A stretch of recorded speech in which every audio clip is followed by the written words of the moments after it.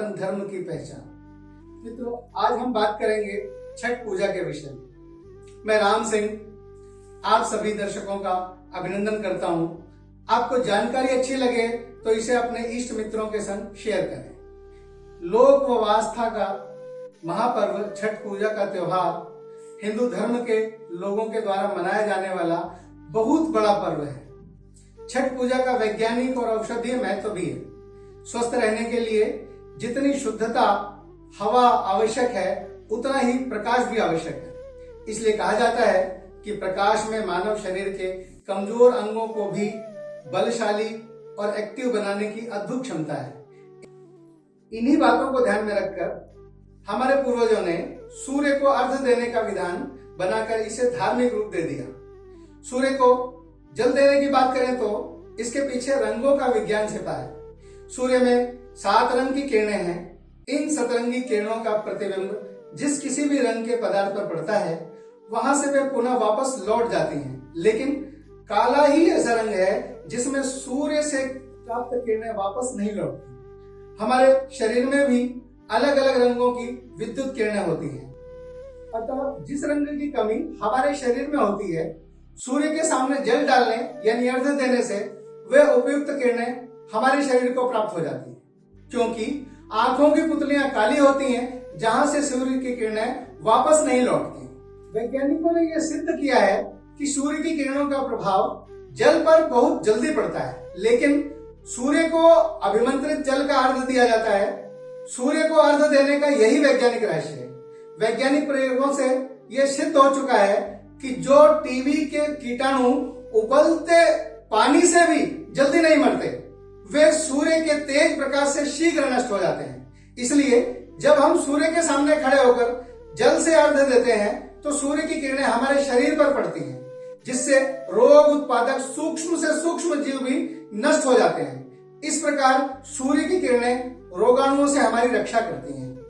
पद्मश्री पुरस्कार पाने वाले हृदय रोग विशेषज्ञ डॉक्टर के अग्रवाल के मुताबिक कार्तिक महीने में प्रजनन शक्ति बढ़ती है और गर्भवती महिलाओं के लिए विटामिन डी बहुत जरूरी होता है। इसलिए सूर्य पूजा की परंपरा बनाई गई है। छठ में बनाए जाने वाले अधिकतर प्रसाद में कैल्शियम की भारी मात्रा मौजूद होती है। भूखे रहने के दौरान अथवा उपवास की स्थिति में मानव शरीर नेचुरल कैल्शियम ज्यादा से ज्यादा उपभोग करता है। प्रकृति में सबसे ज्यादा विटामिन डी सूर्य उदय और सूर्यास्त के समय होता है। अर्घ का भी यही अभिप्राय है। अर्घ का समय भी यही है। छठ की चर्चा ऋग्वेद में भी की गई है। इस पर्व में कार्तिक महीने के शुक्ल पक्ष की षष्ठी और सप्तमी को अस्ताचलगामी और उदीयमान सूर्य देव की उपासना की जाती है और भगवान भास्कर को अर्घ देकर नमन किया जाता है। छठ पूजा पौराणिक कथा के अनुसार मार्कंडेय पुराण में छठी मैया और छठ पर्व का उल्लेख मिलता है। पुराणों के अनुसार छठी मैया प्रकृति की अधिष्ठात्री देवी है और भगवान सूर्य की बहन है। रामायण में सूर्य पूजा और छठ पर्व का उल्लेख मिलता है। भगवान राम सूर्यवंशी क्षत्रिय थे। उनके कुल देव भगवान सूर्य देव ही थे। वर्णन है कि राम राज्य की स्थापना के समय भगवान राम सीता ने कार्तिक के शुक्ल षष्ठी के दिन भगवान सूर्य का पूजन किया, अर्चन किया, उन्हें अर्घ दिया। महाभारत काल की मान्यता के अनुसार छठ पूजा की शुरुआत जनमानस में महाभारत काल से हुई थी। कर्ण सूर्य भगवान के पुत्र थे और भगवान सूर्य के परम भक्त भी थे। माना जाता है कि कर्ण प्रतिदिन कई कई घंटों तक, आधी कमर तक पानी में खड़े रहकर सूर्य को अर्घ देते थे। एक अन्य कथा के अनुसार द्रौपदी ने भी छठ व्रत किया था। पांडव जब अपना सारा राजपाट जुए में हार गए थे, तब द्रौपदी ने पांडवों को राजपाट वापस दिलाने की मनोकामना के साथ छठ का व्रत किया था, जिसके प्रभाव से पांडवों को पुनः राजपाट वापस मिला। पुराणों के मुताबिक राजा प्रेमव्रत को कोई संतान नहीं थी। तब महर्षि कश्यप ने पुत्र प्राप्ति के लिए यज्ञ कराकर प्रेमव्रत की पत्नी मालिनी को यज्ञ आहुति के लिए बनाई गई खीर दी। इससे उन्हें पुत्र की प्राप्ति हुई, लेकिन वह मृत पैदा हुआ। प्रेमव्रत पुत्र को लेकर शमशान गए और पुत्र वियोग में प्राण त्यागने लगे। उसी वक्त भगवान की मानस पुत्री देवसेना वहां प्रकट हुई और उन्होंने कहा, सृष्टि की मूल प्रवृत्ति के छठे अंश से उत्पन्न होने के कारण मैं षष्ठी कहलाती हूँ। राजन, मेरी पूजा करो और इसके लिए दूसरों को भी प्रेरित करो। राजा ने पुत्र इच्छा से देवी षष्ठी का व्रत किया और उन्हें पुत्र रत्न की प्राप्ति हुई। यह पूजा कार्तिक शुक्ल षष्ठी को हुई थी। छठ पूजा 4 दिनों तक चलने वाला कठिन पर्व है। इस पूजा को कठिन यूं ही नहीं कहा जाता। इन 4 दिनों में व्रती को कठिन पड़ावों से गुजरना पड़ता है। इस व्रत को रखने वाले व्रती घंटों ठंडे जल में खड़े होकर साधना करनी पड़ती है। पहला दिन, जिसे नहाए खाए कहते हैं, इस दिन व्रती को दोपहर में नदी या तालाब में स्नान करना होता है। इसके बाद छठ पर्व का संकल्प लेकर स्वयं अपने हाथों से भोजन बनाना होता है। व्रती को यह भोजन पूरे दिन रात में केवल एक बार ही करना होता है।